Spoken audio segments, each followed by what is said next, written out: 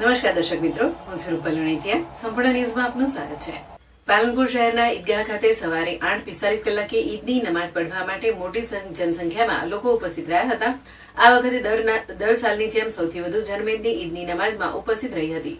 પાલનપુર શહેર તેમજ પાલનપુરની આસપાસના તાલુકાઓમાંથી પણ મોટી સંખ્યામાં મુસ્લિમ બિરાદરો ઈદની નમાઝ અદા કરવા પાલનપુર ખાતે આવ્યા હતા. સતત 30 દિવસ સુધી ઉપવાસ રાખીને સમગ્ર રમઝાન દરમિયાન રોજા રાખી ખુદાની બંદગી કરી હતી અને આજે ઈદના દિવસે નાના મોટા અબાલ વૃદ્ધો દ્વારા ઈદની નમાઝ પઢીને વિશ્વ શાંતિ માટે દુઆ પ્રાર્થના કરી હતી. જ્યારે મૌલાના અબ્દુલ સાહેબે મીડિયા સમક્ષ જણાવ્યું હતું કે રોજા સવારથી સાંજ ભૂખ્યા પ્યાસા રહેવા માટે નથી, પણ એક અહેસાસ માટે છે કે જે ગરીબો ભૂખ્યા તરસ્યા રહે છે તેનો અનુભવ રોજામાં થાય છે.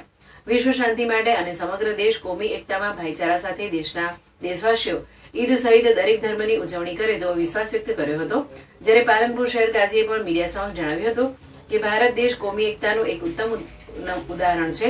અહીંયા દરેક ધર્મનો ખૂબ જ ઉત્સાહથી મનાવવામાં આવે છે. આવું આપણા માત્ર ભારત દેશમાં જ થાય છે. જ્યારે બનાસકાંઠા જિલ્લા પોલીસ વડા અક્ષરાજ મકવાણાની સીધી દેખરેખ તેમજ માર્ગદર્શન હેઠળ ડીવાયએસપીના આદેશ અનુસાર ચુસ્ત પોલીસ બંદોબસ્ત ગોઠવવામાં આવ્યો હતો.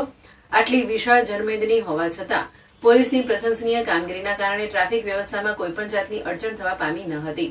ખૂબ જ હર્ષોલ્લાસ સાથે ઈદના પર્વની ઉજવણી કરવામાં આવી હતી.